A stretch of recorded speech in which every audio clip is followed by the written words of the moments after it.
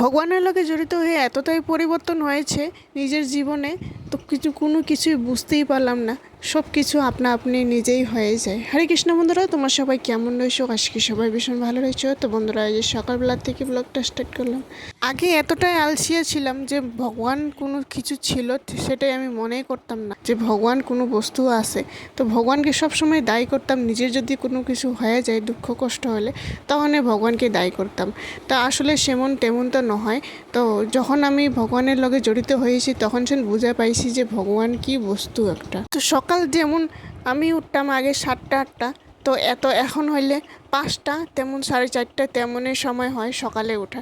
তো সকালবেলা তখন তো বুঝতেই পারতাম না সকালে উঠলে যে শরীরটা কেমন কত ভালো হয় আর মনও ভালো থাকে।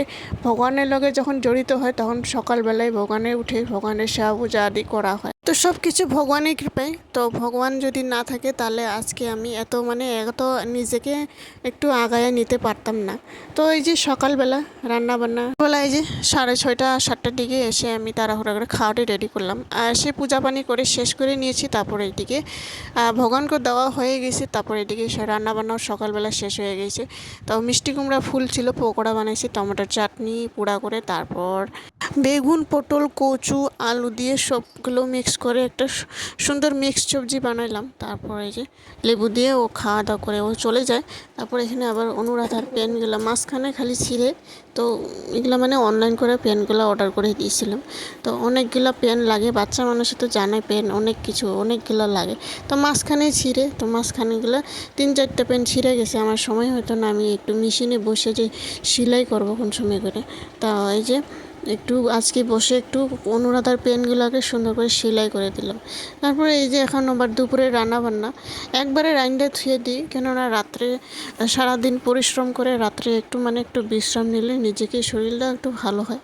তো সারা রাত্রে সকাল উঠে আমার একটু খাটাখাটনি হয়, সকালবেলা তাড়াহুড়া, তো সকালের তাড়াহুড়া কাজ থাকে। তো এই জন্য আমি সারা রাত্রে একেবারে খাওয়াটি রেডি করে থুয়ে একটু বেশি করে বানাইয়া থুই। তো পটলের পোস্ত করলাম, এই যে দেখুন, সর্ষে বাটা দিয়ে সর্ষে পোস্ত দিয়ে 5-6টা মতো পটল ছিল। তো পটলগুলো সুন্দর খোসা ছাড়িয়ে তারপর ভাজা ভাজি করে তেলের মধ্যে, তারপর আমরা এই যে সুন্দর মশলা দিয়ে সর্ষে দিয়ে আমরা এই যে সুন্দর পটলের পোস্ত একটু গ্রেভি ড্রাই করলাম। ডাল বানাইছিলাম। তো এই যে সুন্দর পটলের পোস্তটি এই যে রেডি হয়ে যায়, সুন্দর ড্রাই করলাম একটু, তো গ্রেভিও করলাম না।